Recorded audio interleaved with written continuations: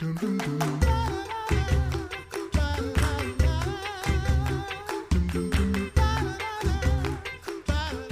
back to the Coffee Hour. I'm Andy Bates. I'm Sarah Golseth.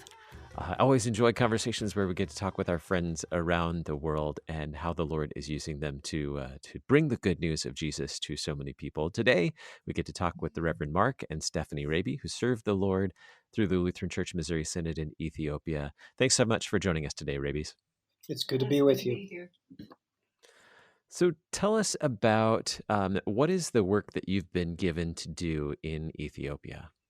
Well, I was called as a theological educator, and so I serve at Mekane Yesus Seminary, which is in Addis Ababa, Ethiopia. I teach masters, bachelors, and also PGD or postgraduate diploma students. So I teach at all three levels. I teach in the systematics department, so I usually teach Lutheran confessions.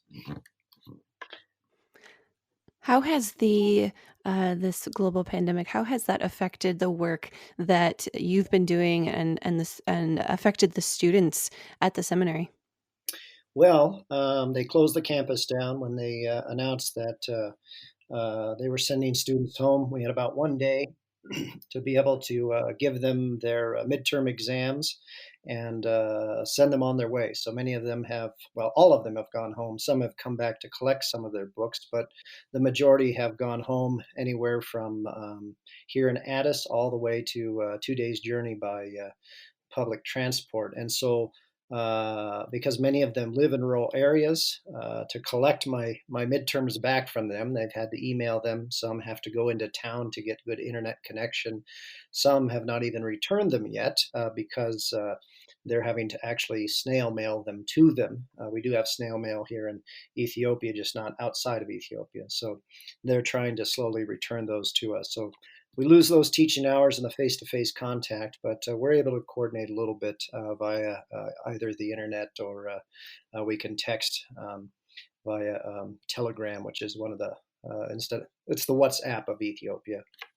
Mm-hmm. Paint a picture for us. Help us understand the seminary community in Addis Ababa, where you live and serve, and what that was like prior to the pandemic and how the pandemic has affected the community. Well, the seminary here, I mean, I've got colleagues from Sweden, from the United States, Ethiopian nationals as well. And so many of us live here on campus, as well as the Stinnets. There's one big row of like 5 international professors' homes, and then the students live on campus. So we have a music school, we have a theological seminary, and then a business and management school. So there's a large community here of many students. The business and management, because of their strict separation of church and state here, many of them are not Christians. Some are. And so Mekane Yesus sees that as an outreach as well to many of them who don't know Christ. And so for them to be here on our turf, it gives an opportunity to share the gospel with them. But many of our students come from all over Ethiopia. Once in a while, we'll have students from outside of Ethiopia. We currently have 4 from Eritrea. And then when I first came 4 years ago, we had students from West Africa that were here from Guinea-Bissau. So it's in a sense, it can be at times an international community, but it's a tight-knit group where we try and bring in you have students here who work during the day and then come in for night classes. So there's quite a mix between those who live on campus and those who don't. And there's opportunities twice a year for us to get together and have time for Community Day. And so it's kind of sad that we don't get to be face to face with our students here in the classroom and have to use the internet to do the one-dimensional type back and forth and encourage them. Since many who make up the seminary community are international, whether students or faculty, what does the campus look like right now? Have many of the students returned home? Yeah, many of the students are. There's only maybe been 5 or 10 who have come just to collect things, but it's empty. We have some of our national teachers who actually were working on degrees overseas have had to come back. My Swedish colleague is here. But some of the American colleagues, because they were with a different mission organization, went back. So it's pretty empty. It's quite a different feel here. Hmm. How has this all affected your day to day life? Obviously, it's you're not teaching in person right now. How does your family life, your daily life, look different now than when it did before the pandemic? Well, it seems almost scheduleless, although I have more Zoom meetings. We have regular Zoom devotions with the East Africa team. We actually host a worship here from our house and serve the East Africa team every Sunday morning. The Stinets, Eric Stinet and I lead divine worship, so we're able to do that. But it just feels weird. I'm missing my, Monday, Wednesday, Thursday set times of going off to classes and teaching and preparation and the interaction with students to have coffee during coffee break. And it feels, yeah, very unstructured.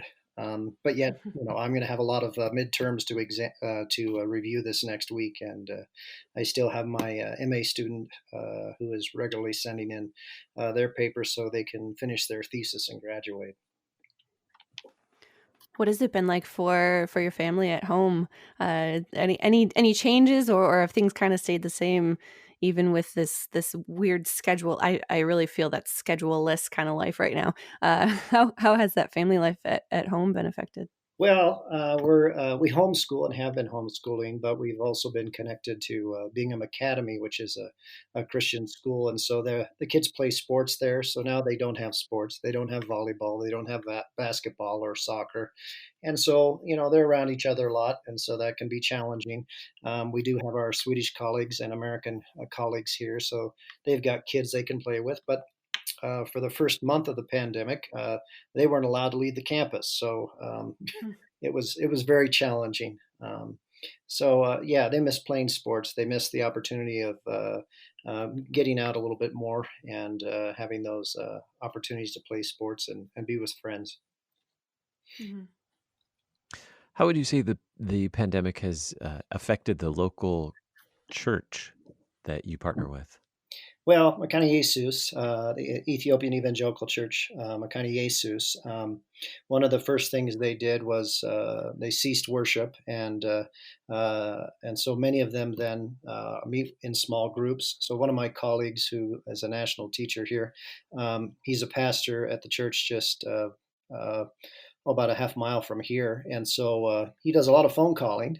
He's not always able to meet with his parishioners. So the church basically had small groups until they then limited to 5 people. And so it's been a very big challenge, especially when you have churches, with 1 or 2 thousand members, to suddenly reduce just to small groups, and then even reduce down, and then just get a phone call from their fellow Christians or from their pastors. So it's really affected a lot.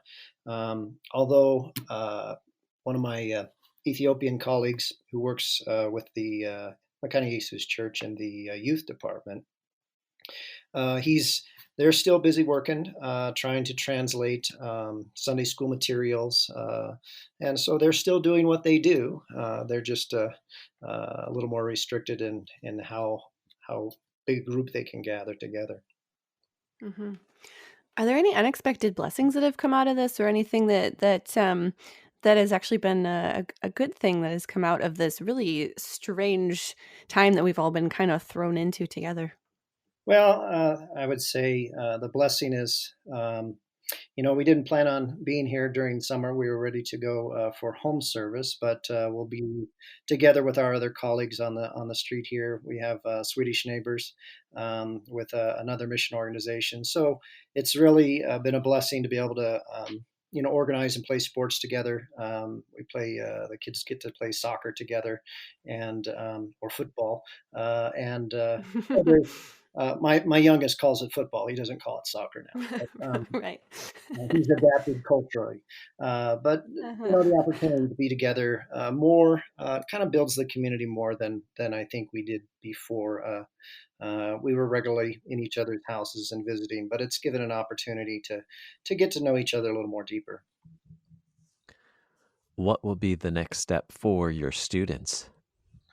Well, for some of them, by the end of the month, I have to turn their grades in, and many of them have turned in their papers, so they'll be able to graduate, but they won't be able to walk. Like many of the colleges and high schools in the U.S., they won't have graduations. Some of them will have until July to be able to turn in their work, but we're praying that in September we'll be able to invite students back on campus and what that will look like, I don't know, but be able to Mhm. have them back here physically on campus because this has really been a challenge to us. Um, yeah. How can we support you? How can we pray for you in the days ahead? Well, we were looking forward to going back to home service for the summer, and so we were also looking forward to seeing family. And now that's being pushed off. Lord willing, we'll be able to schedule home service perhaps in December. Stephanie's dad will turn 80, and so he'll have a birthday. We would like to have the opportunity to celebrate with him. He's also got Parkinson's, so keep him in prayer. He's in a care home, so it can be quite lonely. So I think the frustrations of not being able to go see our supporters and be with family, and be able to be back in the States and be encouraged by seeing our supporters and family. That would be one thing, as well as continue to pray for the church here and the gospel outreach. Indeed, indeed. Well, we certainly appreciate your time today. We appreciate you sharing your story, helping us understand the Lord's work there, especially serving at Mekane Yesus Seminary in Addis Ababa and the work there. Some things on hold, but still, it sounds like the relationships are established there and the Lord's work will continue. Thank you so much, Mark and Stephanie, for being our guests on the Coffee Hour today. Thank you. It was a joy to be with you. You're listening to the Coffee Hour. I'm Andy Bates. I'm Sarah Gulseth. The Coffee Hour with Andy and Sarah is a production of KFUO. To support the Coffee Hour and KFUO Radio, visit KFUO.org. You can also text KFUO to 41444 or send an email to gifts@kfuo.org. And you can call us at 800-844-0524. KFUO. Christ for you, anytime, anywhere.